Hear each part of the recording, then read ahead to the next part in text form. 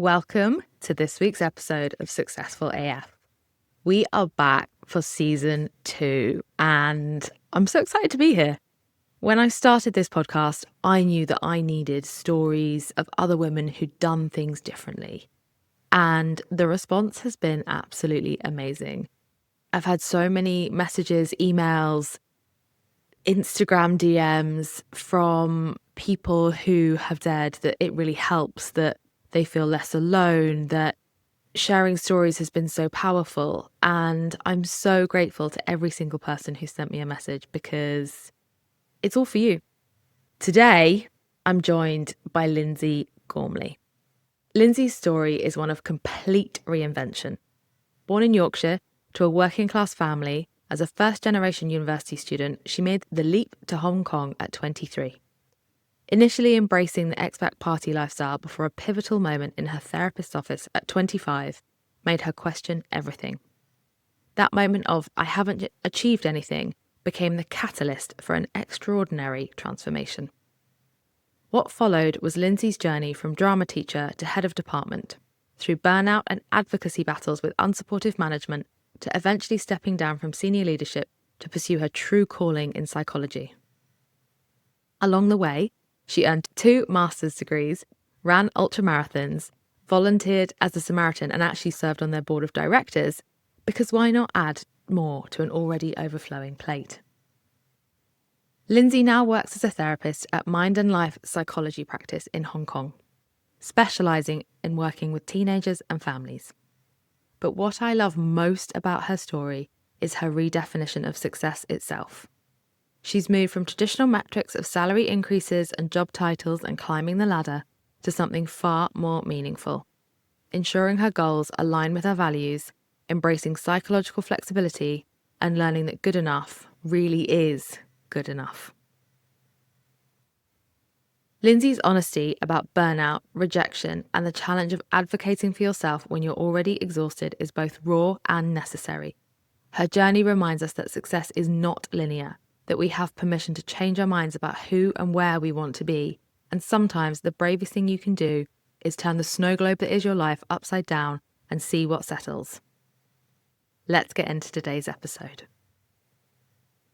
Lyndsey, welcome to the podcast. Thank you for having me. Thanks so much for being here.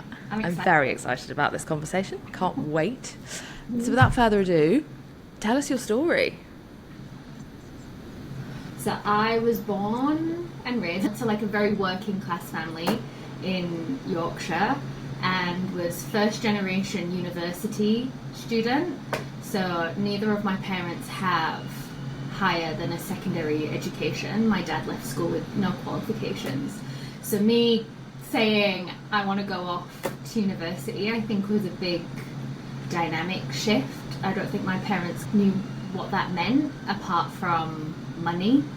It's going to cost a lot of money and we don't really know what the outcome will be. So I went and studied, got my bachelor's, and then just living and working in the UK as a teaching assistant and thought, could I take this skill that I have and do it abroad? So I applied for lots of different jobs all over the world. I think I applied for Sweden, jobs in Uganda, everywhere, thinking that I'd just move around. And my first job was Hong Kong, and typical Hong Kong, I think, story is you come here for what you think is going to be a year or two, and then 11 years later, I'm still here. So it worked out well for me. So I moved here when I was 23, just turned 23, and did very much the like party lifestyle, Macau every other weekend. Didn't really have a direction. It was just very much living in the moment. And eventually, I remember sitting in my therapist's office when I was turning 25. This is 10 years ago now. Sitting in my therapist's office going, I haven't achieved anything. Haven't done anything. I should have done more with my life. At 25? At 25. Not even 25 yet, right? Because I was looking at people who had different life circumstances who were significantly older than I was, comparing myself, being like, I should have done more with my life. And I was made head of department at my school. I was a drama teacher for a long time, so I was head of department, and it just didn't feel right or exciting or fulfilling. And I was questioning, what is it that I actually want to do? Because I don't think I do want to do this for the rest of my life. And a pattern that occurred was whenever I spoke to somebody who was a psychologist or a counsellor or a therapist or a social worker at school, I would go, that's such a cool job. I wish I had that job. I wish that was my job. But then again, at like 26, 27, thinking, can I really go back to university and achieve that? It's such a long process to become a counsellor, a psychologist, anyone working in the mental health field. It's really long. And I got to 28, and I remember thinking, by the time I qualify, I will be nearly 40. I want to go on and do a doctorate later. I'm 34 now. So I was like, by the time I qualify and get through all of these different degrees, I will nearly be 40. And I thought, well, you're going to turn 40 anyway, whether you have a degree or not, right? You're going to turn 40, so you might as well do it. Oh my God, I love this so much. Yeah. So I applied for a master's in psychology, got in. Then there was a global pandemic. So I was working full time, trying to teach online, trying to get my master's degree, trying to navigate living in a pandemic, whilst also volunteering as a Samaritan. Of course. At the time. 'Cause why not add more to the... Yeah. So, why not? Do all the things. And eventually I ended up on the board of directors for Samaritans in Hong Kong because overachieve much. And then the plan was always to do the Masters in Psychology and then go on to do a Masters of Counselling. And the first time I applied, I got rejected. And it was, and this is not hyperbole, it was soul-crushing. Because here I had this timeline of we do this and then we do this and then we do this, and it was all very like clean cut and neat. And yeah, I just didn't get into the program, and I thought, well, that's that. I'm never going to achieve this goal that I have. So I went away for a year and sulked. I'd love to say that I was graceful about it, but I wasn't. I sulked. I love it. I was so upset. But in hindsight and upon reflection, that's how we, failure is how we build resilience.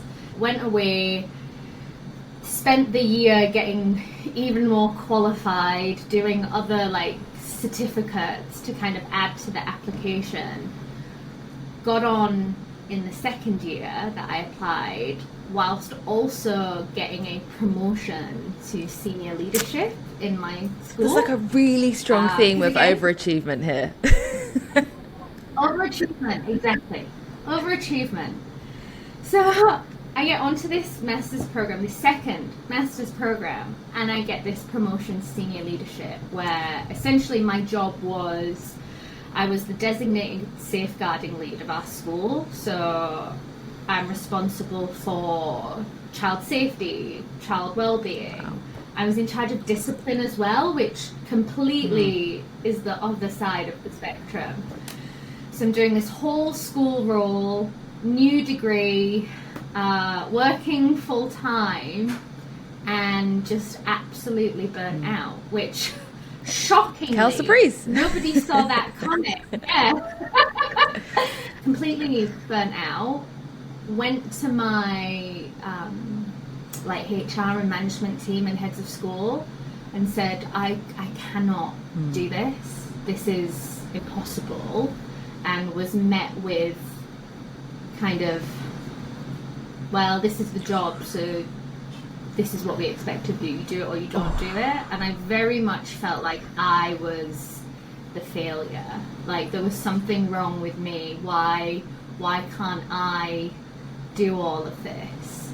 And there was lots of very difficult conversations where I was trying to advocate for myself. Me just sitting in a room, mentally and physically fatigued, going, I need help, I can't do this. And my management saying, well, God, tough. And I managed to get a reduction in teaching hours. And then at the end of the school year, they said, oh, so exciting that you'll be back in the classroom next year. And I went, I can't do all of it. So I chose to step down from my senior leadership role so that I could focus on my counselling practicum instead, because I knew that was coming, and felt utterly, like I just felt like such a failure, because, you know, you climb, success is supposed to be linear, right? It's supposed to be up, up, up, up, up we go. And I'd chosen to step down, which had never happened before. When I asked HR how it worked, they were like, nobody's ever quit a senior leadership role and stayed in the school. They've just left, right? Which I couldn't do because of my practicum.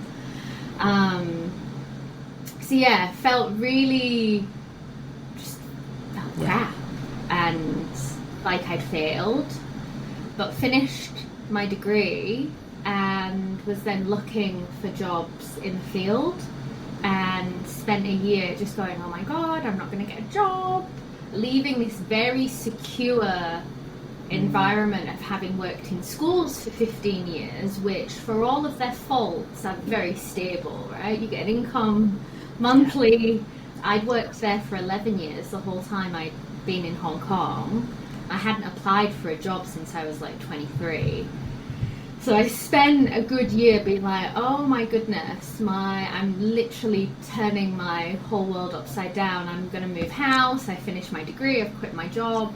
And I was really, really lucky that I was hired by Mind and Life psychology practice back in August. So I guess that brings us up to date with all of the overachieving. Oh, and in the middle of that, I ran ultra marathons. Just as a side note, like volunteered at different places. Yeah, just how can I fill my time with things to feel like I am worthy and have value, right? So it was absolutely non-stop, 100 miles an hour all the time. And now really reflecting on, like, you know, I guess why we're here, what is success? What does it mean?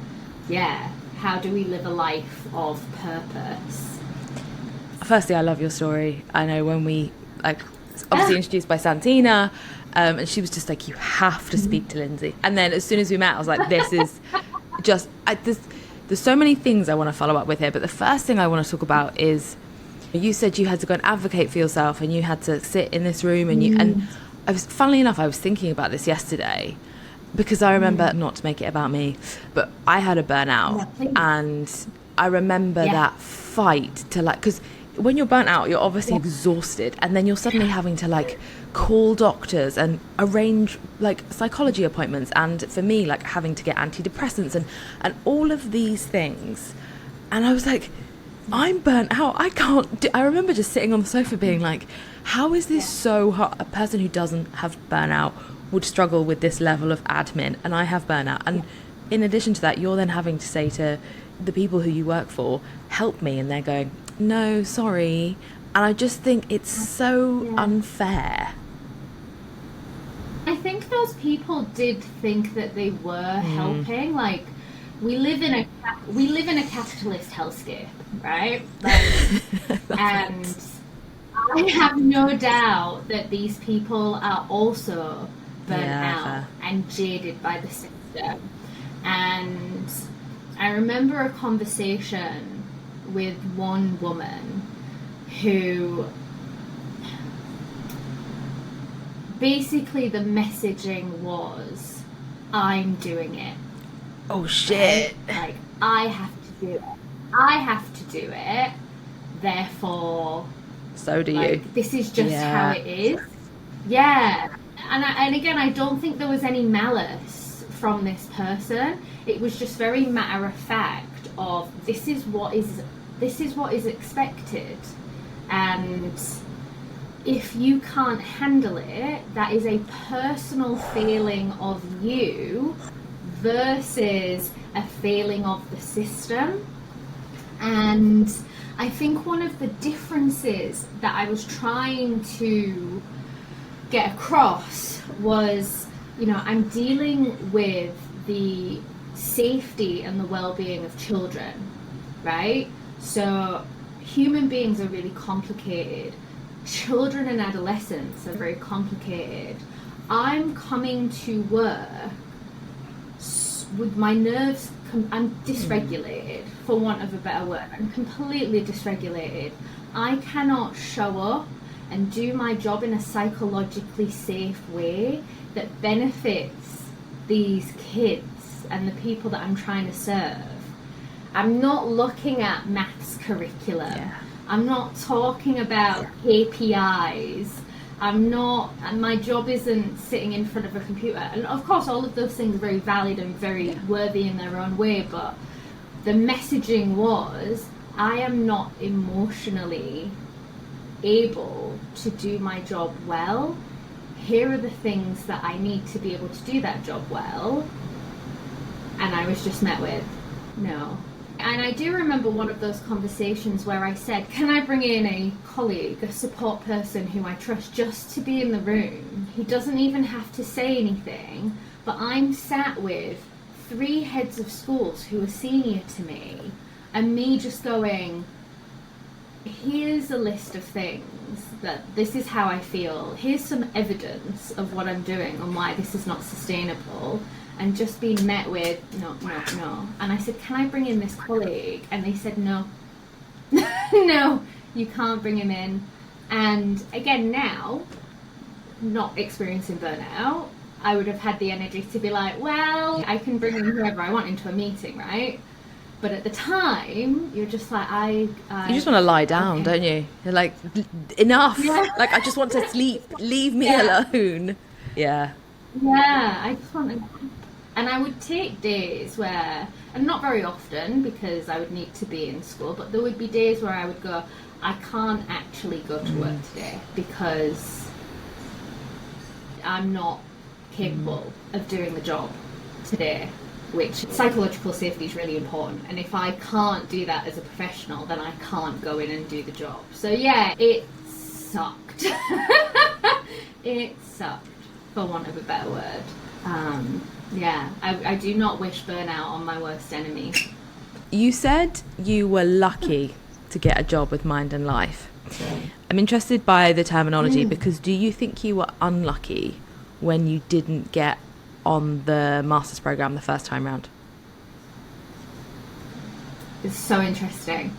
When I was growing up, whenever we were given a gift or whenever anything nice happened, my mum would always say, oh, aren't you lucky? Somebody's giving you this toy. Aren't you lucky? You've got a gift. Aren't you lucky? And I do think that's a really nice phrase and terminology because I think what my mum was trying to instill in us was to not be entitled to things, right? As a 3-year-old, right? Or you're very lucky to have this thing. But I think as I grow up, and as I navigate the world, I still have and maybe it's a working class thing, of I shouldn't be here. Every opportunity I have had is luck. It couldn't possibly be because of anything that I have done. And I know that if my therapist is listening, hi. I love it. I know that is a maladaptive core belief, right? That's, if I examine the evidence, and I know that on a logical level, the hard work and kind of my own gumption is what has got me here. I persist at things. but it doesn't come naturally to me to walk into a space, especially like an academically rigorous space, and go, I deserve to be here. So I guess that term of lucky comes from, ooh, I'm not entitled to this. I'm not entitled to a job, right? I'm not entitled to get onto a master's program. I'm not entitled to anything. It is very fortunate. I guess there's a sense of privilege in it of, you know, I'm a white woman who lives in Asia. I'm a cis woman. I'm not blind to the privilege that I have in terms of being able to get into these spaces in the first place. So I guess maybe that's where that comes from. And lucky in the sense that I quit my job as a teacher in anger almost. It was a thought through decision, but there was I cannot possibly go back to the classroom for another year. Best find another job, and luckily was hired. There's a deep sense of gratitude to go, oh, I am where I am, and I'm not entitled to any of it, but I'm lucky to have it. It's so important to acknowledge our privilege and to be extremely aware of that. I think there's a difference between entitlement and deserving to be somewhere. And I would argue that having 3 degrees and having... you probably got more than 3. Is it 3 or are we... Oh, she's pulling a face. Go on. I have a bachelor's degree. I have a teaching certificate. I have 2 master's degrees. Yep, there we go. Enough. She's got enough, I guess. And I think entitlement's a really interesting, particularly as women, I think, because you often use the word entitlement about women. Who does she think she is? You don't often talk about men like that. And that's a whole other thing. But I think whether or not you deserve to be where you are, I would argue very much so. Like, and it wasn't, I would also say, I don't think it's lucky that you quit your job. I think it was incredibly brave. And there are very, very few people who would go, do you know what? I'm willing to turn that snow globe that is my life upside down and shake everything into the air and just sit while it falls and see what comes out. Particularly as we get older. I moved to Hong Kong when I think I was about 25, 26. And it was just like, I was just having fun. Like, it's just fun. And then suddenly, for some reason, I think it's because it's possibly the biological clock thing, everything sort of becomes more serious as you get older. And then actually to be like, nah, fuck this. It's not right. And this is not the life I've chosen for myself. And so, yeah, I don't think it is lucky that you quit your job. I think it's a very brave step. And also a show of belief in yourself, whether or not you want to see that. Yeah, I think there was, when I had my exit interview at school, one of the things that I said was, these are the reasons that I'm leaving, but I'm also leaving because as a company, as a school, you deserve to have an employee who wants to be here, and you deserve to have an employee who isn't resentful. And I could have gone to work for the next 10 years and been resentful and been bitter and argued and being combative. I could have done that. Or I could have done what was better for everyone, myself included, which was to go, okay, I've spent the last, 6, 7, 8 years pursuing this career. Let me give it a go, even if it is completely outside of my realm of expertise, right? I don't know what it means to work by commission, and I don't know what it means to not have school holidays, and I don't know what it means to live in a world outside of a school campus. Yeah, it's terrifying. But I guess to your point of bravery, right? Courage is not the absence of fear. It's being afraid and doing the thing anyway.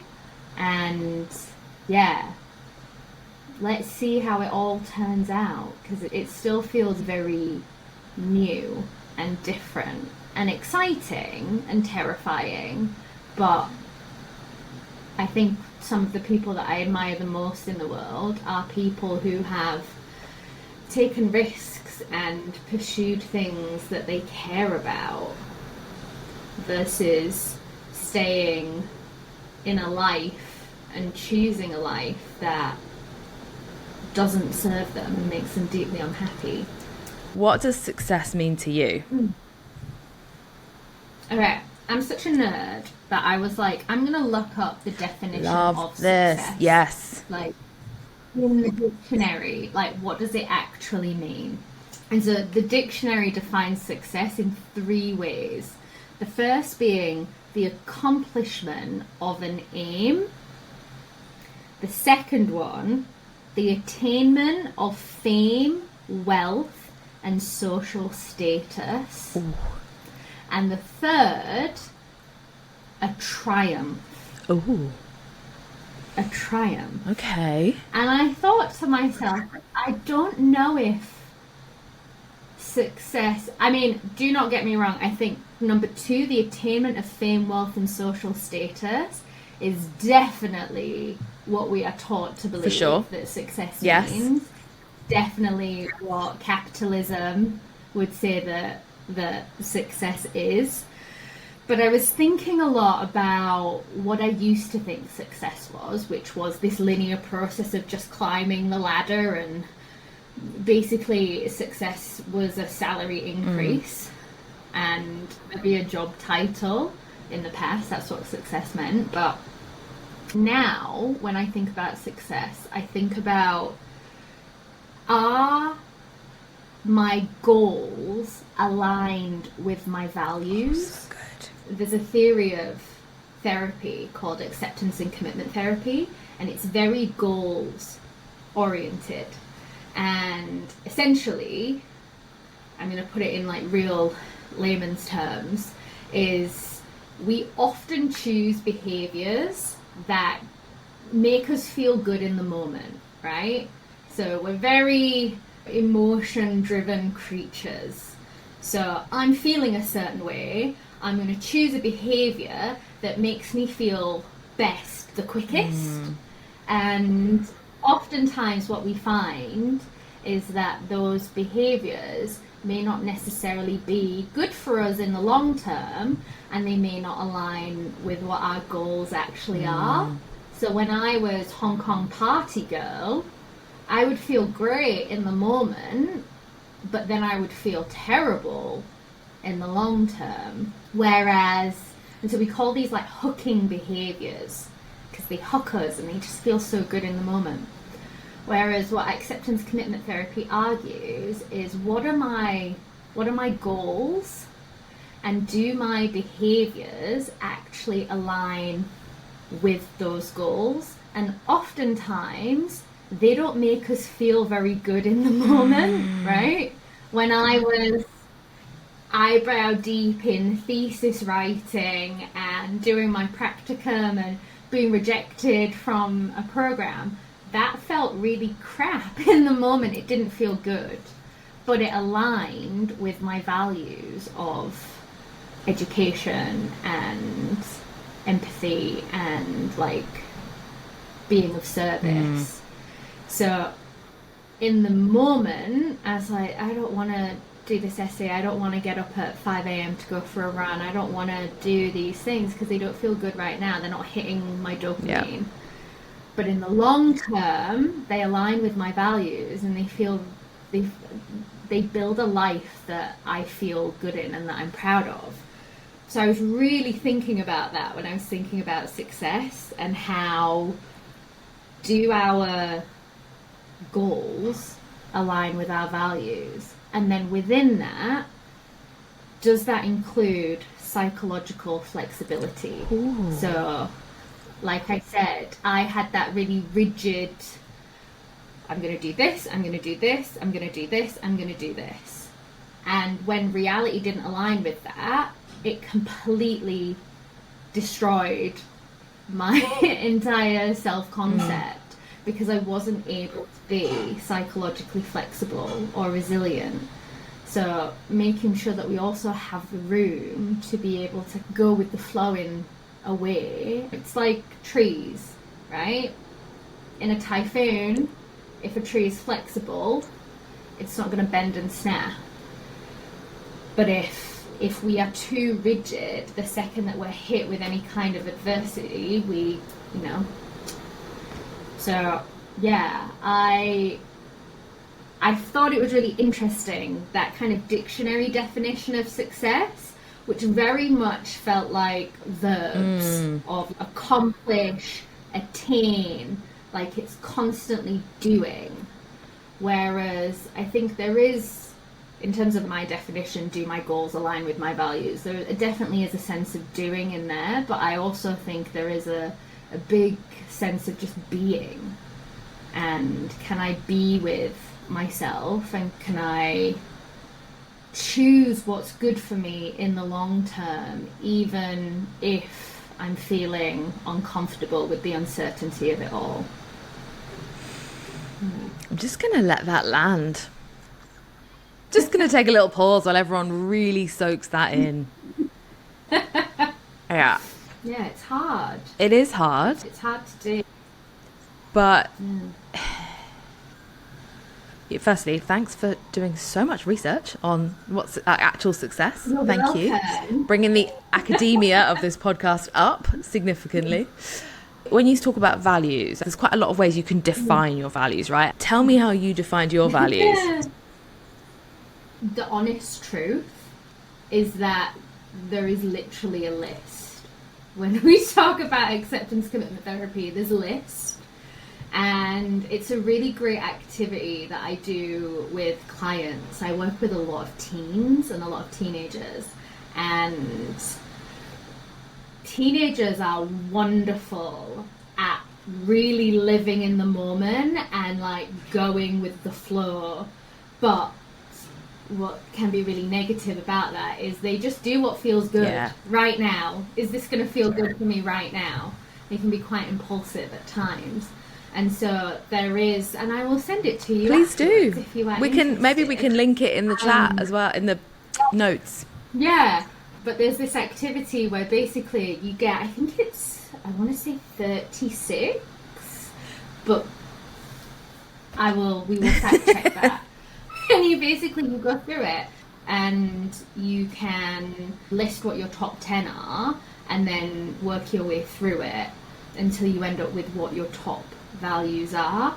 But what I think is so interesting about it is your values do change as you transition and move into different parts of your life. And so again, when I was thinking about the definition of success, one of the things that I really wanted to emphasize was it's also all right to change your mind, and your values and your goals do change. Yes. And what I wanted when I was 19 is very different to what I wanted at 25. It's very different to what I want at 34. And I don't think any of those are wrong. It's not, as I've aged and I've gotten more wise, I've learned that was wrong and that I'm now right. And that's where the psychological flexibility comes in. Of if we are so tied to an idea of ourselves and we're not willing to change, then I think we get ourselves into a lot of trouble. I would often start off with teens with doing this exercise with them, or sending them home with this exercise to help guide them of what are the things that are important to you. And it looks very different for lots of people, and people tend to define words differently as well, which I think is also great. And then once we've identified them, then we can start picking those goals and those behaviours that align with our values. But you're right, I don't think most people know what their values are, because as children we're either told this is what you should be aiming for, or we have that dictionary definition of success being fame, wealth, and social status, which, I mean, I've never chased fame, although maybe this podcast will... She's going viral, everyone. all of that. But wealth, I've definitely chased to a certain point of, do I have enough money that I'm comfortable? And social status, in a way, is something that I've also chased. And yes, the wealth certainly removed anxiety from my life, financial anxiety, but none of those things made me particularly, I don't want to use the word happy, because I don't think happiness should be a goal, but it didn't make me feel fulfilled or give me purpose. So yeah, I encourage everyone, have a sit down, reflect. Maybe it's not something we think about very often. What are the things that we value? Yeah. You're so right. And then how can we work towards building a life that reflects that? Yeah. I've been thinking a lot recently about permission and giving ourselves permission and like that kind of agency we have in our own lives. And I think many of us don't think we do. We'll say we should, or I have to, or la la la la la.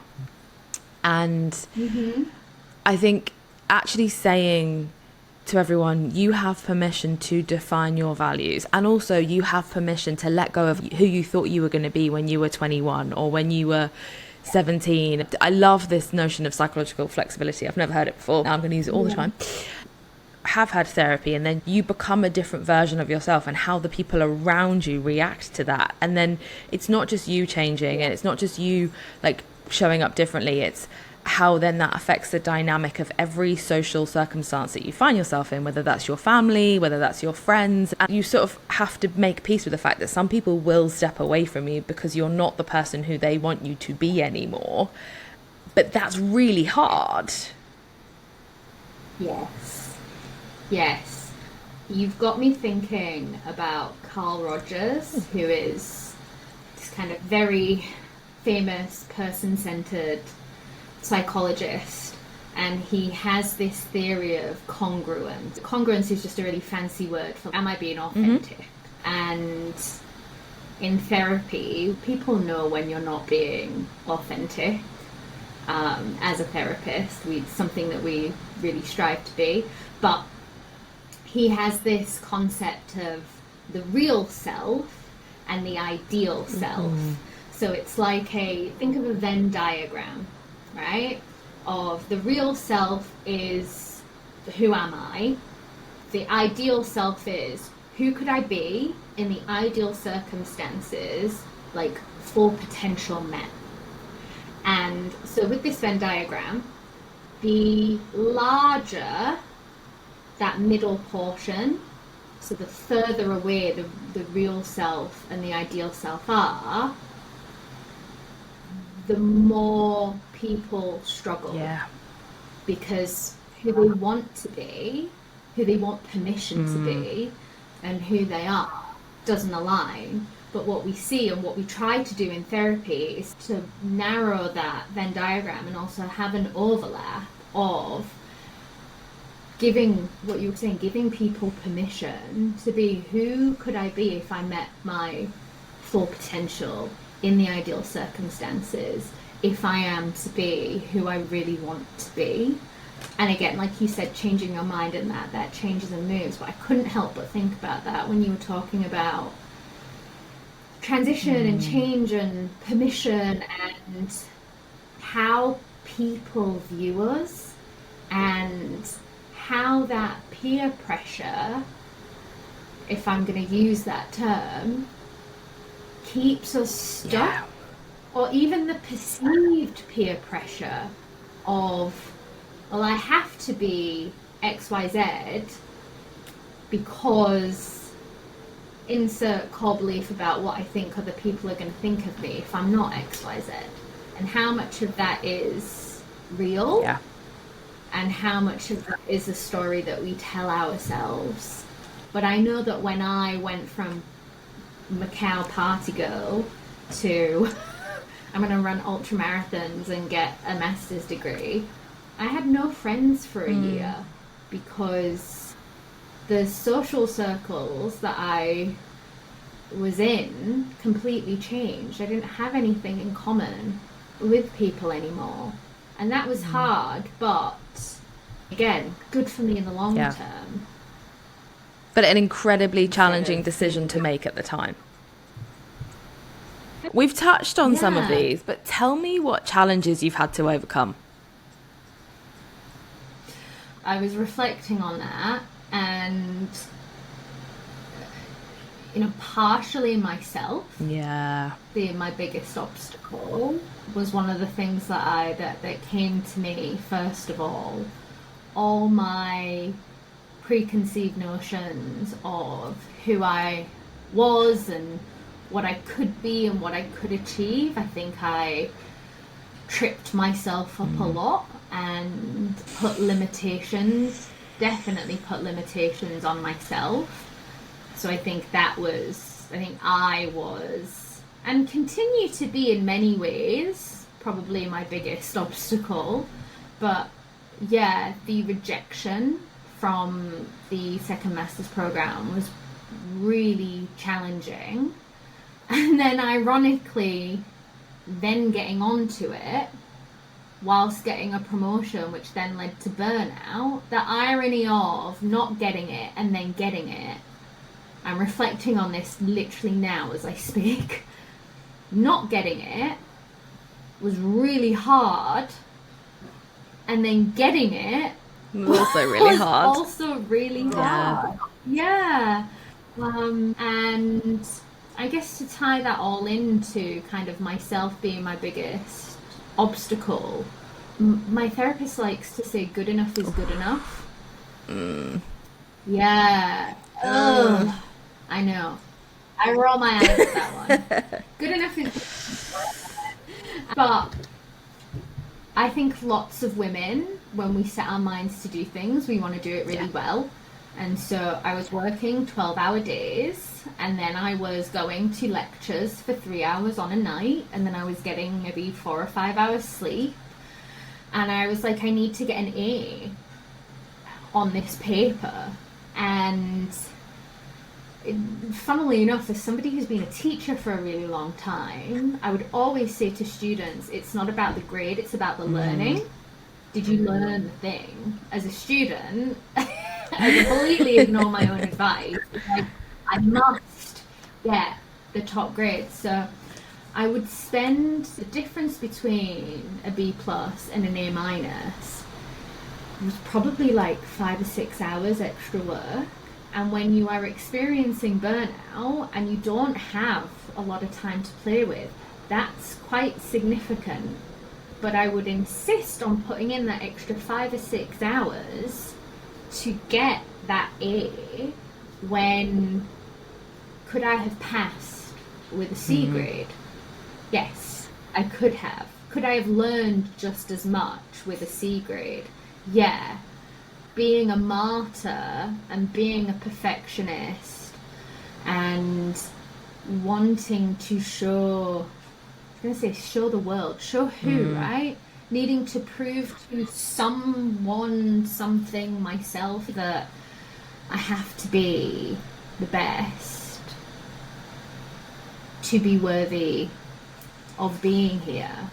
So yeah, those, myself and capitalism, and I'm gonna come back and blame capitalism, but that system that is set up to take everything from you and not having the strength to go, good enough is good enough. I don't need to prove my worth. I don't need to prove my value with a letter grade or a number on a paper that, upon finishing, I barely remember. But the time feels so important. Yeah. You've said you're going to go on to do a doctorate. Do you think, I don't really know how doctorates work, I don't know if you get grades, but do you think you would take, if you were to do this again, would you still be pushing for the A? I'd love to say no. I'd love to say no. As I'm saying no right now, I do mean it, but I'm also wondering how, going back to that congruence and that ideal self and that real self, do I believe that I can be my ideal self with good enough is good enough? I hope so. I hope that I have enough experience to recognize when I am being pulled towards my more maladaptive thoughts. To be confirmed. Would I give somebody else this advice? Absolutely. Are we always capable of taking our own advice?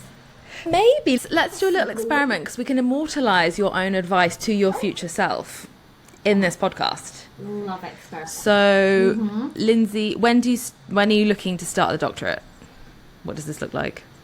I would say I think I need a rest. Maybe 2027. Okay, so 2027, Lyndsey is sitting down. She's starting her first paper for the doctorate. What advice do you have for her?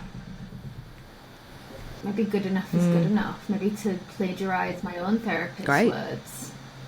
Good enough is good enough. And questioning whose voice is it? Whose voice is this when I have those core beliefs, those maladaptive thoughts, like that cognition turning? Whose voice is this, and does this serve me? And does this align with my values? And if the answer is no, then okay, what behaviour can we choose instead? I love this so much. Right, I'm just going to have to set a reminder for 2 years' time to resend you this. Yeah. We've actually gone the other way. This is kind of how it's gone. But given that we've just given your future self advice, what advice would you give to your younger self? And would it be the same? I think it would be the same. Oh, I love that. Right, that it's the same. I think that's actually, the consistency in that is really nice. Yeah, I do think it would be trust the process. Good enough is good enough. And the reason that I picked this profession is because I really care.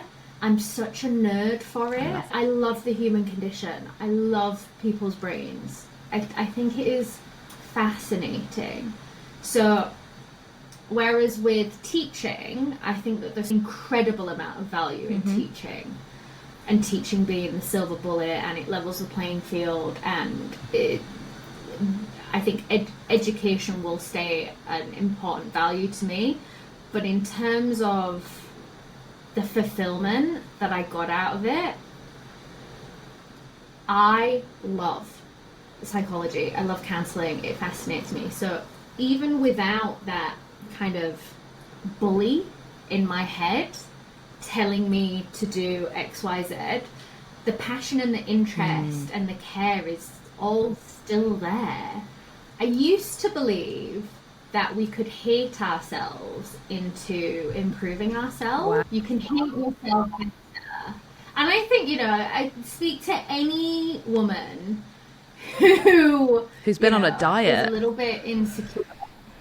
That is exactly where my brain was going, right? We truly believe that we can hate ourselves happy. That if I just bully myself enough, if I hate myself enough, then I will achieve X, Y, Z. I don't know why the conflict, what is it, the special K diet's just come into my head. Oh my God. Right? Oh my God. Right? If I can just eat 2 bowls of cereal a day, that'll be enough. Then I will be my ideal self. But with this, I don't need to hate myself good at it, because I already really love it. So the bully actually isn't serving me, because I'm already doing the thing. So why make it harder for myself? Yeah, and again, whose voice is the bully? God, I love this. But yeah, you can't hate yourself happy. You can't hate yourself successful because you'll end up in a life that You do not love. you don't enjoy or you're Yeah. right? Yeah. Exactly. Yeah, so I think my advice to my future self and my younger self would be exactly the same. I really love that. Yeah. God, that Special K diet, you've really taken me back there. But yeah, everyone who grew up in the UK, every woman who grew up in the UK in, I'm going to say like the early 2000s will know. Yeah. Pop culture reference. If you eat 2 bowls of cereal a day, you will be your ideal self. I could even Doesn't still matter see the that woman you- in the advert in her black swimsuit, and she was curvy, and she was on holiday, and she was like, oh my God, I'm so happy because I only ate cereal. There was definitely a tape measure on the There was a tape measure on the box. advertising. Remember? Yeah. Oh my God.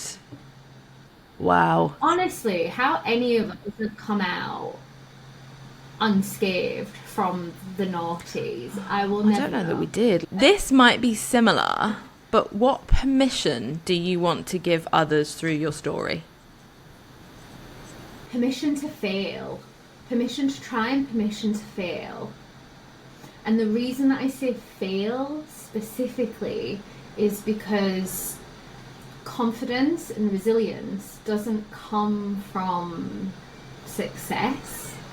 It actually comes from failing safely. I love that. So yeah, that example that I have that I'm clearly over my own Oh yeah, for sure. but it did make me, I'm totally over it. It clearly made me a more resilient person. And working with families and working with children in particular, I see this phenomenon of, you know the term helicopter parents? So there is another term, lawnmower parents. So they go out in front of their kids and they mow the lawn, and they're basically removing all the obstacles in their children's path to create this smooth walkway into the world. I'm going to remove any obstacle, any potential rejection, any potential failure, right?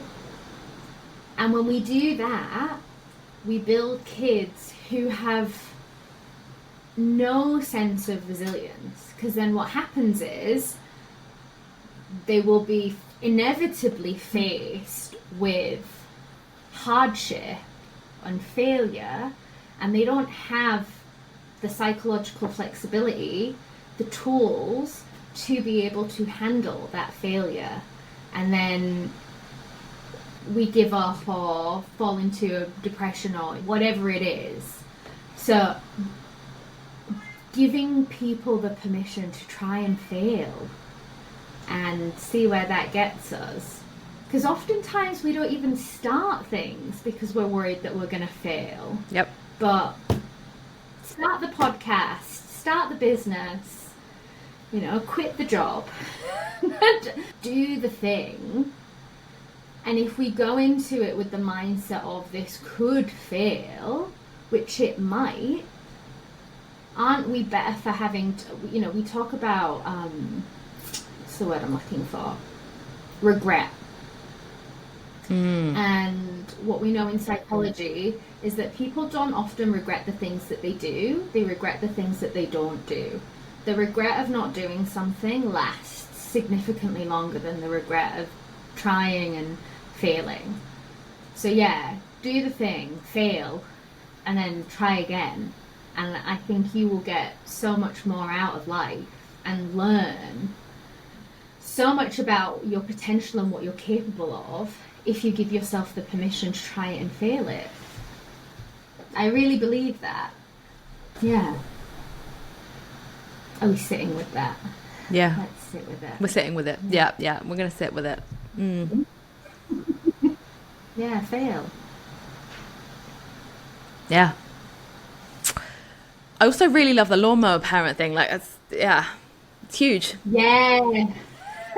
I've never heard that before. Yes. I love it. Well, I don't love it. I can see that it would be very challenging. But yeah. So we've gone the other way. Yeah. We're so worried about how our children feel that we try and control it. We don't want... It's almost like mental health knowledge has swung entirely the other way, whereas we have all this information now about mental health, and parents are almost trapped by, I don't want my child to have any uncomfortable emotions. How can I make their life as easy as possible? Which is what everyone wants for young people, right? Nobody wants young people to have a difficult, hard life. But when we remove obstacles for them, we deny them the permission to build a self-concept and to learn those skills. It's something I see a lot. Lawnmower parents. Yeah. Do you think there's also a lot of people who are terrified that their children are going to end up in therapy? I briefly lived with a child psychiatrist who was one of my housemates for only a couple of months. And I was chatting to her one night and she was like, the thing is, everyone will fuck up their kids. The plan is just to not fuck them up too much and make sure there's enough money for therapy. Yeah. And I was just like, that's great. Yeah. Because you do the best you can until you know better, right? I think... Yes, you do your best. We're all just out here doing our best. It's all our first time being people, right? I've never been a person before. I don't really know what I'm doing. And I think there's an ego part to it as well, of if I am putting my child in therapy, am I admitting that quote unquote I've done something wrong, which is it's not the case. And also, as a teacher and as a therapist who works with children, I love kids, right? I hear a lot of like, I don't want to put them in therapy, or I don't want them labeling. That's the big term here. I don't want my child labeling because I don't want them to be treated differently. And actually, I love kids. I love working with young people. That's why I chose to do this job. So if anything, I'm not the person that's going to do that. So yeah, I think that there's an ego and a fear of I've failed. If this is the outcome, if my child does need therapy, which honestly we all do. We all do. We all need therapy. I give people permission to go to therapy. If anyone needs permission, what is it? You can go. Yeah. Yes, please go. Are you ready for quickfire, Lyndsey Gormley? Oh my god, I don't know. I believe you are. I will try. Okay. Hit me. One word to describe your current relationship with success. Flexible. Your non-negotiable boundary that protects you from burnout. Oh. Good enough is good enough. Complete this. Yeah. You have permission to fail and go to therapy. But fail. You have permission to fail. Love it. What does rest look like for you? Ooh, I'm so bad at it, notoriously difficult at it. But right now, it's waking up and sitting on my patio and reading a book. That is what rest looks like for me at the moment. But rest is very physical rest, psychological rest, lots of different kinds of rest. But right now, it's very physical. I love it. I love it. Sit with a book. Yeah. One thing you wish more women knew about building a sustainable career.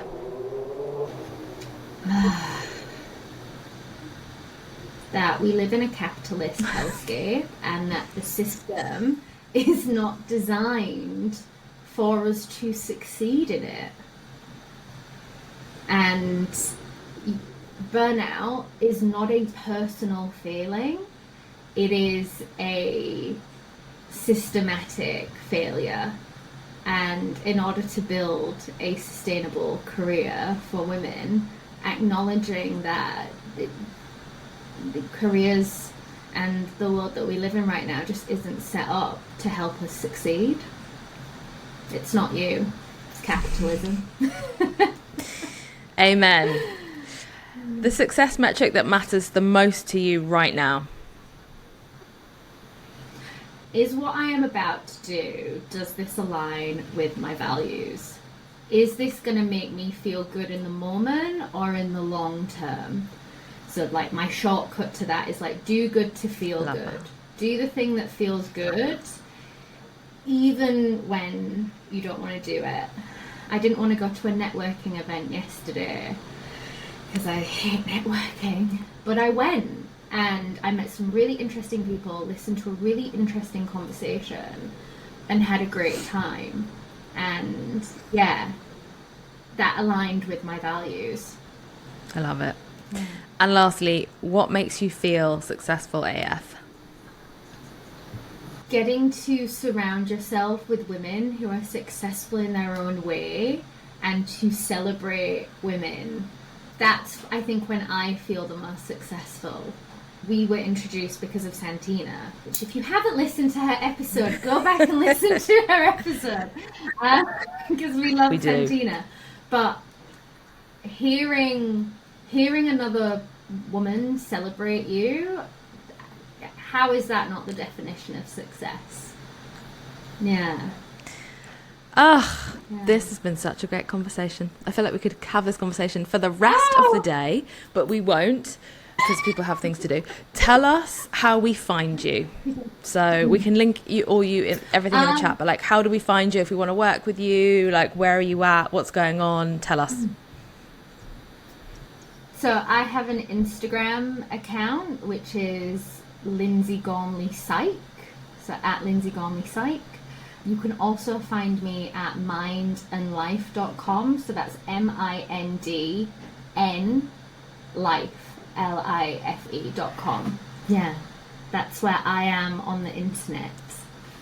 Please come find me. I do just want to say, in the vein of celebrating women, what you're doing is great. And I think it's really, really wonderful that you are highlighting the voices of women in particular.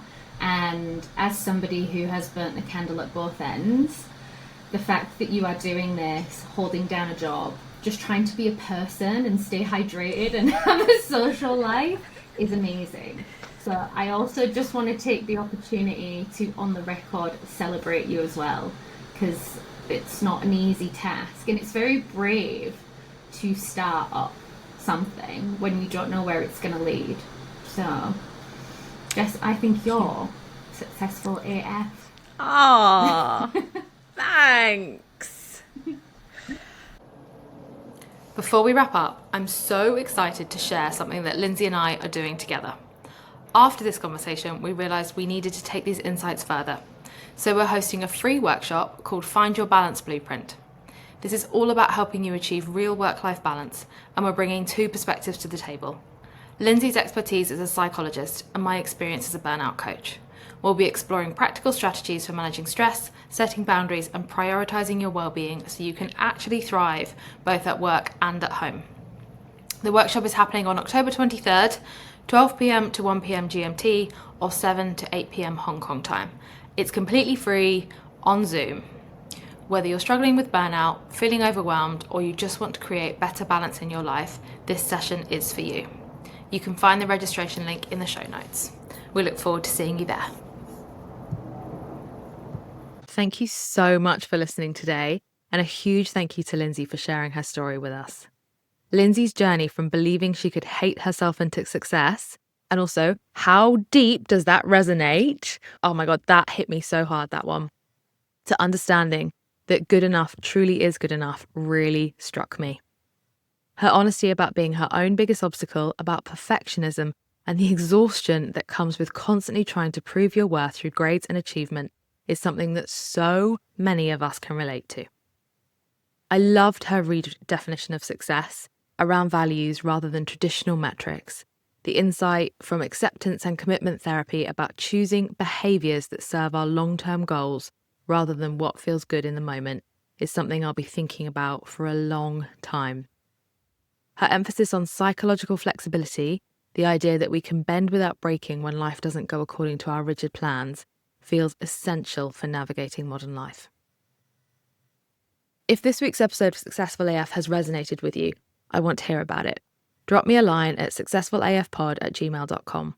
I'm always looking for inspirational people to join me on the pod. So if you know someone who you think would be great, nominate them or yourself.